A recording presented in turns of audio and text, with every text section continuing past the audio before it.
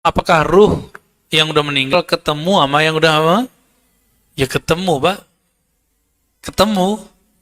Mau, Pak? Saya tunjukin.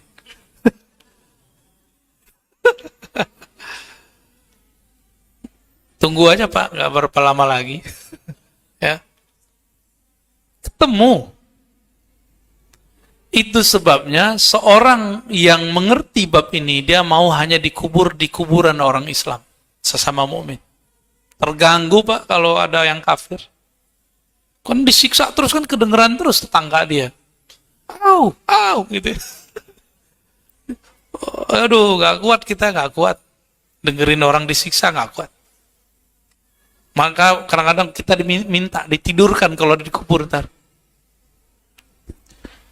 Dan semua itu dijawab oleh Ibnu Qayyim dalam kitab Ar-Ruh. Bapak wajib baca kitab itu. Beli, Pak, habis ini ya. Kalau bisa baca Arabnya, kalau nggak terjemahannya. Online sudah ada, Pak. Tanya sama anak sama cucunya ya. Beli nih kitab Ar-Ruh nih. Ini modal masuk kubur itu. Bapak kalau ngerti ilmu Ar-Ruh di kitab Ibnu Qayyim, itu bisa nego nanti ya di alam kubur. Dulu waktu dunia pernah belajar ini nih, masa sekarang nggak boleh? Nanti kasih sama Allah ntar, ya, insya Allah, ya, insya.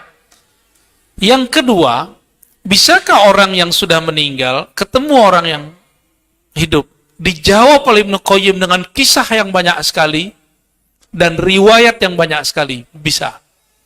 Saya kasih Bapak satu hadis saja di riwayat Bukhari. Nabi Musa udah mati belum? Udah mati. Ketemu Nabi Muhammad nggak? Dilihat Nabi Muhammad nggak lagi sholat di kuburnya? Semua para nabi udah meninggal, benar. Ketika sholat di Masjidil Aqsa, semuanya hadir. Nabi Adam udah meninggal. Dia lahir pertama ketemu sama Nabi. Itu dalil terkuat bahwa ruh orang meninggal bisa ditemui oleh yang hidup. Yang hidup bisa menemui mereka. Yang mati pun jika dia wali, jika dia nabi bisa mendatangi. Itulah yang dibaca di Barzanji. Aminah, ibunda Nabi SAW, hampir tiap malam mimpi didatangi oleh Nabi Adam, Nabi Nuh, Nabi Ibrahim. Itu orang meninggal datangin orang yang masih hidup. Dan saya yakin yang hadir ini ada yang mimpi ketemu orang tuanya atau kakeknya atau gurunya sudah meninggal. Benar. Ntar malam Bapak bisa ketemu, Pak, kalau niatnya benar. Bacain Fatihah. Bacakan kepada ayahandaku Fulan bin Fulan Al-Fatihah 7 kali. Kalau Bapak tulus, insya Allah ketemu. Kalau Bapak tulus dan yakin. Nah, masalahnya yakin ini. Dia udah datang, tapi bapaknya nggak tahu. Seringnya begitu. Malah kabur. Hantu datang gitu. Bapaknya disebut hantu kan. Ibnu Qayyim menukil kisah-kisah yang terjadi di zamannya dan zaman sebelum dia. Dan sampai zaman ini saya melihat, mendengar kejadian serupa terjadi. Kejadian lagi. Cuma kita nggak boleh sebutkan. Ya. Dan itu bukan korin, bukan jin. Ya. Karena jika ruh orang meninggal datang, itu beneran dia.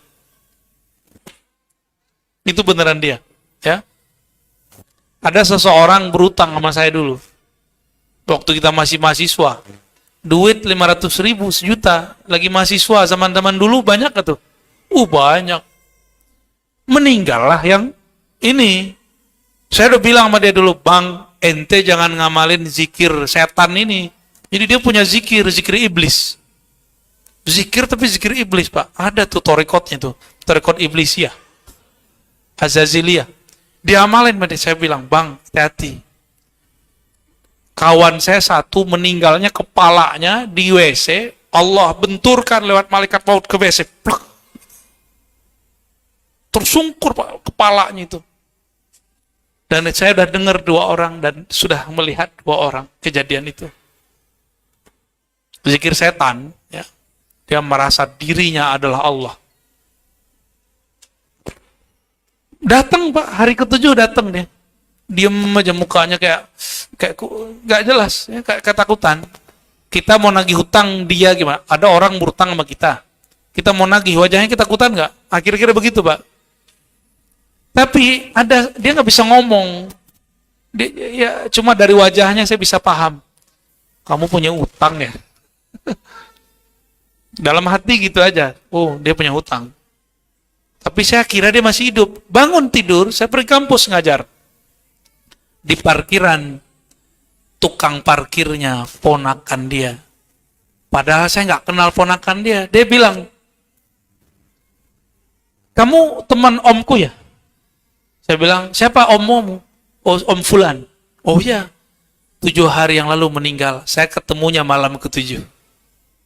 Jadi dia malam ke-7 itu ronda atau apa, belusukan kemana-mana minta tolong. Itu cara dia minta tolong, Pak. Maka langsung saya terdiam, saya mengatakan, ya Rob, aku bebaskan hutangnya saat ini juga. Kasihan dia. Itu kejadian, Pak. Asli itu. Ya. Karena orang yang berutang jika tidak ada yang jamin, dia ngatung di sono. Nggak ada yang jamin. Nabi nggak sanggup nyolatkan orang itu ya. Kan Nabi biasanya nyari dulu ada yang jamin nggak gitu. Jadi yang punya utang kalau nggak ada asuransinya mati gimana Pak? Ya segera bayar. Kalau rumah kredit kan kalau meninggal langsung asuransi dari bank. Kalau nggak gimana tuh? Ya. Jadi ada orang yang udah meninggal menemui orang yang mati. Sama sebaliknya orang yang meninggal dan mati. Sama Pak ya. Orang meninggal nemuin orang yang hidup. Ini powernya lagi kurang nih Pak. Ya. Baru tidur 2 jam Pak. Dari kemarin ya. Ada juga orang hidup menemui orang yang meninggal. Ya. Itu Nabi Muhammad SAW kan nemuin nabi terdahulu. Ketemu semua nggak? Ketemu semua para nabi.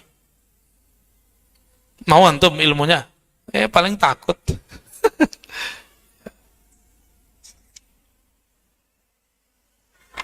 Yang ketiga tadi apa? Selain nabi bisa nggak? Ya bisa. Ini kan nabi ngajarin.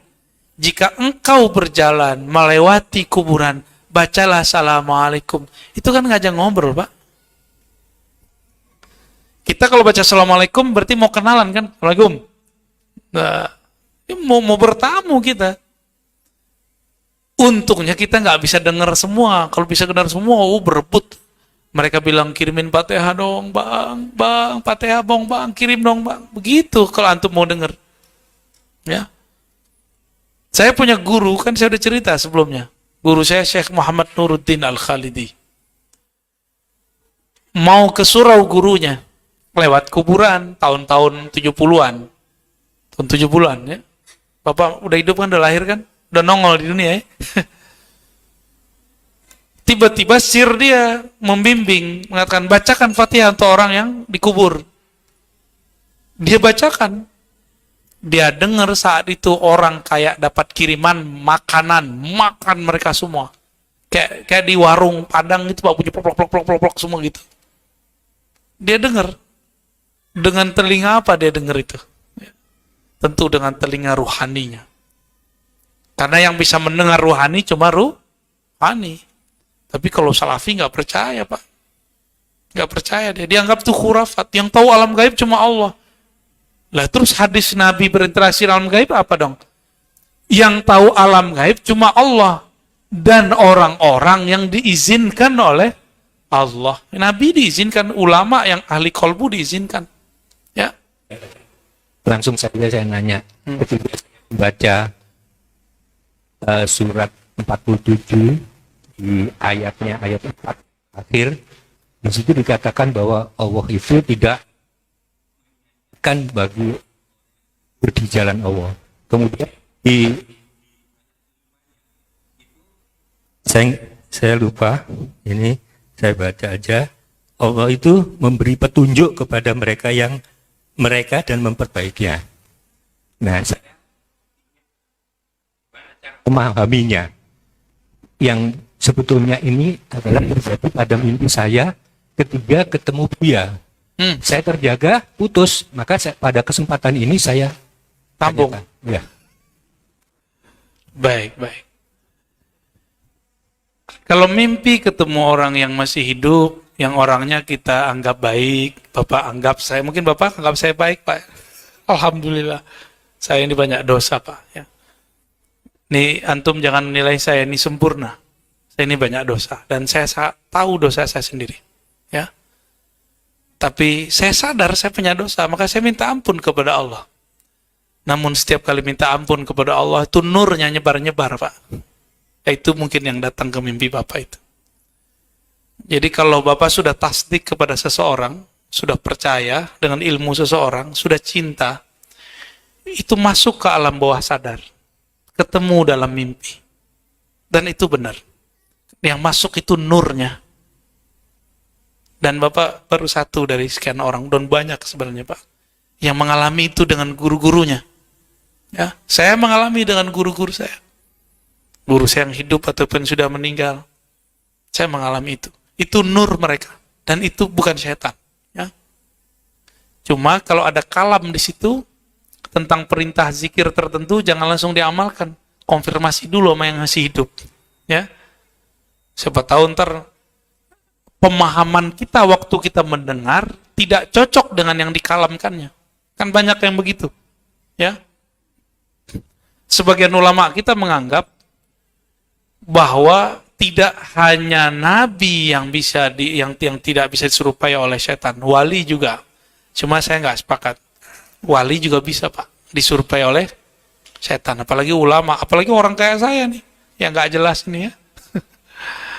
Kira-kira begitu Pak. Sering-sering baca doa, baca Fatihah ya. Oh, kalau tidur itu pakai wudu ya. Dan Nabi mengatakan orang yang tidur dengan wudu, ruhnya Allah terbangkan ke alam malakut. Maka Bapak ketemulah sama orang yang Bapak sukai, Bapak cintai di situ, di antara ulama ataupun wali. Itu sebenarnya rahasianya ya. Hadisnya ada itu. Hadis Imam Ahmad seingat saya. Jadi orang kalau tidurnya dalam keadaan suci, itu ruhnya nggak ada yang menghambat, dia lepas. Tapi kalau antum tidur dalam keadaan membawa dosa, belum tobat, bawa kesel, habis tengkar sama suami istri gitu ya, tidur, itu ruh terpenjara, nggak bisa ngapa-ngapain Pak, dia tersiksa itu. Makanya sebelum tidur lepaskan semua, biar ruh kita terbang. Disitulah kita bisa ketemu wali-wali Allah. Ya, syukur-syukur ketemu Nabi Allah, Nabi Muhammad sallallahu alaihi wasallam.